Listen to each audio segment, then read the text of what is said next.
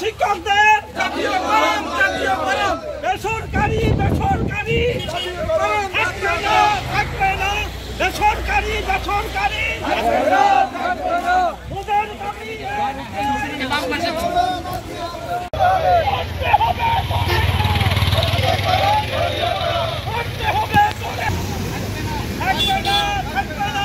সরকারি বেসরকারি এক দেশে একই শিক্ষা ব্যবস্থা চলতে হবে আমাদের দাবি জাতীয়করণ অভিভাবকদের জন্য জাতীয়করণ। নানা মাত্রিক সমস্যায় মাধ্যমিক শিক্ষা জর্জরিত। স্কুল, মাদ্রাসা, সরকারি বেসরকারি এরকম নানা রকম প্রতিষ্ঠান হওয়ায় এদের মধ্যে বৈষম্য প্রকট। দ্রুত পরিবর্তনশীল বিশ্বের সাথে তাল মিলিয়ে শিক্ষা ব্যবস্থাকে যুগোপযোগী করতে একটি শিক্ষা সংস্কার কমিশন করার জোর দাবি জানাচ্ছি। 4.